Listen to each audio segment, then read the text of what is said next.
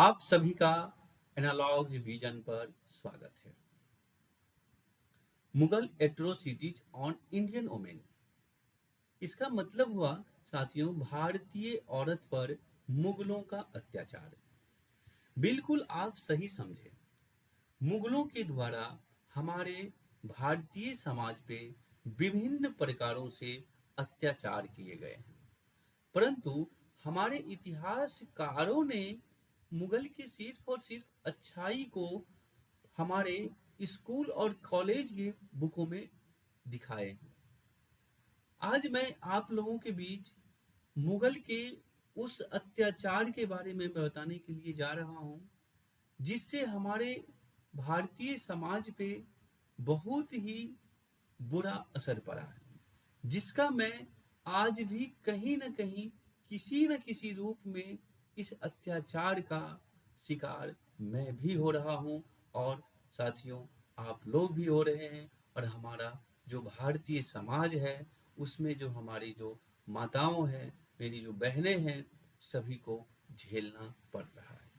चलिए हम इसको एक परत बाय परत, एक पेज बाय पेज, एक वर्ड बाय वर्ड हम आपको समझाने की हर संभव प्रयास कर रहे हैं। इस अत्याचार के एक एक पॉइंट को हम आप तक साझा कर रहे हैं। हमारे साथ शुरू से लेकर अंत तक बने रहिएगा साथियों। मुगल साम्राज्य के द्वारा जो अत्याचार किए हमारे महिलाओं के ऊपर, हमारे माताओं के ऊपर, हमारे बहनों के ऊपर जो किए गए हैं, उनमें से एक अध्याय है साथियों, हरम।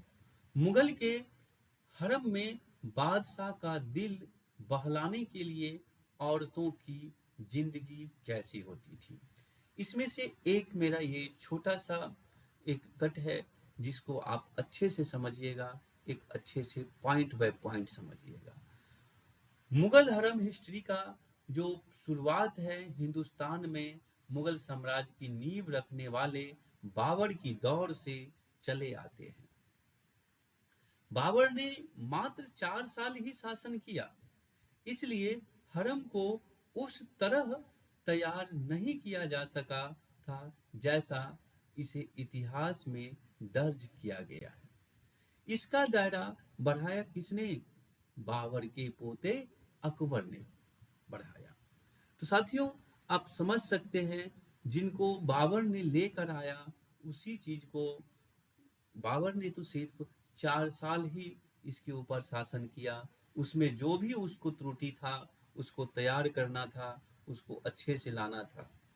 लेकिन उसी चीज को कौन आगे लेकर के आते हैं? तो बाबर के जो पोता है अकबर, जिनके बहुत ही हम लोग गुणगान गाते हैं, उनके ऊपर उन्होंने ही इस अध्याय के पेज को आगे बढ़ाया।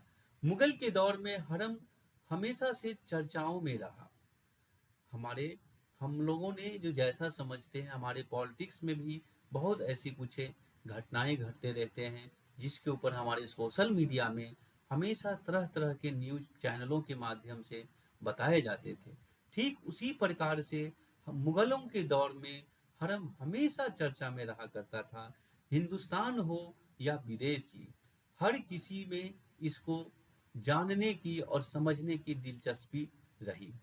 भारत पहुंचे कई विदेशी यात्रियों ने अपने संस्मरण में हरम के कई राज खोले। मतलब ही यात्री का मतलब ये हो गया, उन्होंने हमेशा ये जानने की इच्छुक रहे, उन्होंने कैसी भी किसी भी तरीके से वो हरम के बारे में समझने की कोशिश करते रहे। मौका मिला मौका मिला तो हरम के बारे में उन्होंने बहुत कुछ खुल के बोले भी, और नहीं मिला तो नहीं बोल पाए। हरम में औरतों की हालत कैसी होती थी, इस पर उन्होंने खुलकर लिखे भी है, बहुत सारे पेजों में बताए भी गए हैं। हरम शब्द अरबी से लिया गया है। हरम शब्द की अगर आप हम व्याख्या करें तो ये अरबी शब्द से लिया गया है। इसका मतलब है पवित्र या फिर वर्जित। इसकी शुरुआत हिंदुस्तान में मुगल साम्राज्य की नींव रखने वाले बाबर के दौर से हो रही थी। बाबर ने मात्र 4 साल ही शासन किया, उस तरह तैयार नहीं किया जा सका जैसा कि इतिहास में बताया गया है। उसी चीज को बाबर के पोते ने, अकबर ने तैयार किया था। किन औरतों को मिलती थी हरम में जगह, ये हमारे एपिसोड के एक एक पॉइंट होंगे साथियों, और आप इसको समझिएगा। हरम में किन किन औरतों को मिलती थी जगह। हरम में महिलाओं के कई समूह होते थे। इनमें शाही परिवार की महिलाएं होती थी, बादशाह की रखेल होते थे, उसका उनका ध्यान रखने वाले महिलाएं, हरम की देखभाल करने वाले महिलाएं शामिल होती थी। हरम की रौनक बढ़ाने के लिए महिलाओं के को कई तरह से वहां तक पहुंचाया जाता था। जैसा कि महिलाओं पर मुगल बादशाह का दिल आया तो उसे हरम का हिस्सा बना लिया जाता था। आप सोच सकते हैं साथियों, हरम तक हरम में सिर्फ और सिर्फ उसी महिलाओं को लिए जाते थे जिनको बादशाह, जिस महिला के ऊपर बादशाह का दिल आएगा, वो महिला को हरम में शामिल कर लिए जाते थे। इसका मतलब तो ये हुआ, अगर किसी भी औरतों के ऊपर, किसी भी लड़कियों के ऊपर अगर बादशाह का नजर पड़ेगा और उसे अच्छा लगेगा तो उसे हरम में शामिल कर लिया जाएगा। इस तरीके से बाबर के पोते अकबर ने हमारे भारतीय समाजों में इस तरीके से उन्होंने अपनी क्रूरता का परिचय दिया था। हरम की कैसी थी हरम की जिंदगी, महिलाओं के लिए हरम की जिंदगी किस तरीके से होती थी, जीते थे उसके अंदर महिलाएं, इस एक पलू उसके ऊपर भी हम लोग जान लेते थे। म- मनुची खिलते हैं, हम कहना चाहते हैं कि जो औरतों की जो जिंदगी होती थी हरम में, शाही परिवार की जो महिलाएं होती थी, उनके द्वारा जो पहले दिन जो कपड़ा पहने जाते थे, यानी नव वस्त्र, नए कपड़े जो पहनती थी, वो जब वो एक दिन पहन ली जिस कपड़ा को, जैसे कि हम लोग मार्केट से एक नया कपड़ा लाते हैं साथियों, ठीक उसी कपड़ा को अब मैं दोबारा नहीं पहनूंगा।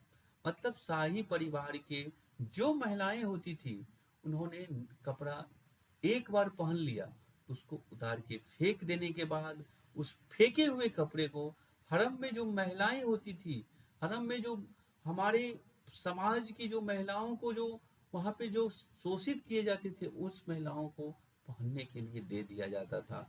और बादशाह को खुश रखने के लिए और बादशाह को खुश रखने के लिए शाही परिवार के औरतों का जीवन बहुत ही खुशमय होता था साथियों। मतलब बोलना बहुत ही, मुझे कुछ घुटन सा महसूस होता है, इसलिए मैं नहीं बोल पा रहा हूँ। इस तरीके से हमारे समाज के महिलाओं के ऊपर क्रूरता का अत्याचार किया जाता। आप ऐसे समझ लो, जो अकबर थे, अकबर जो थे उनको खुश करने के लिए, उनकी खुश करने के लिए, मतलब उसके शाही परिवार की जो महिलाएं थी उसको भी खुश करने के लिए हरम की महिलाएं उसको कहानियां सुनाया करती थी, और अकबर को खुश करने के लिए उनके साथ उनके बिस्तरों पे लेटना पड़ता था। अब सोच सकते हैं, इससे मैं और आगे मैं आपको क्या बताऊं, आप खुद समझ सकते हैं अकबर ने हमारे समाज में किस तरीके की घटनाओं को अंजाम दिए हैं।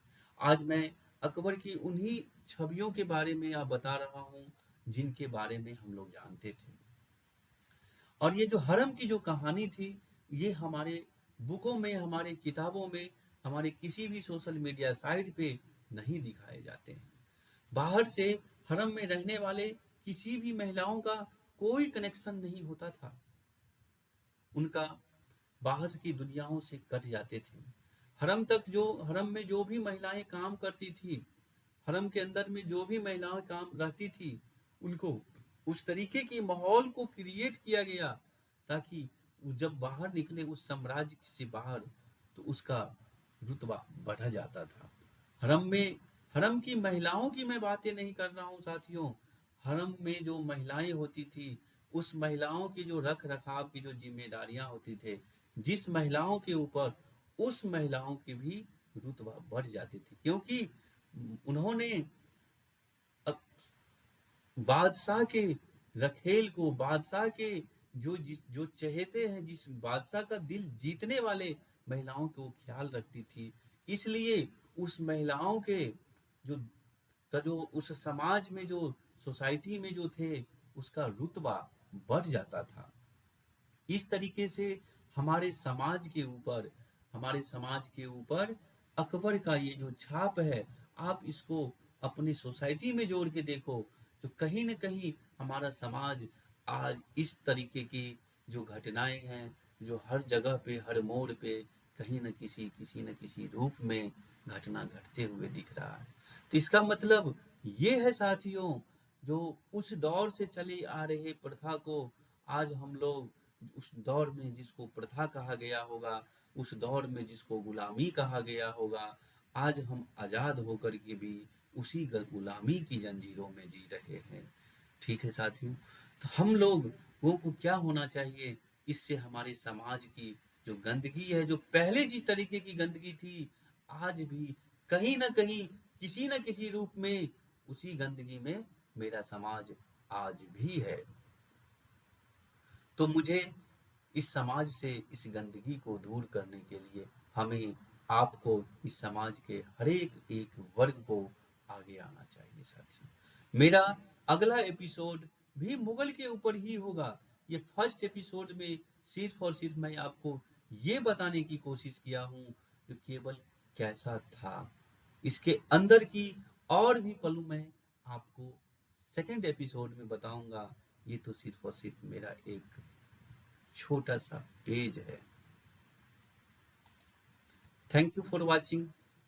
हमारी मुलाकात अगले एपिसोड में, इसको डिटेल करेंगे साथियों, और एक एक वर्ड को समझेंगे। तब तक दीजिए मुझे इजाजत। जय हिंद, जय भारत।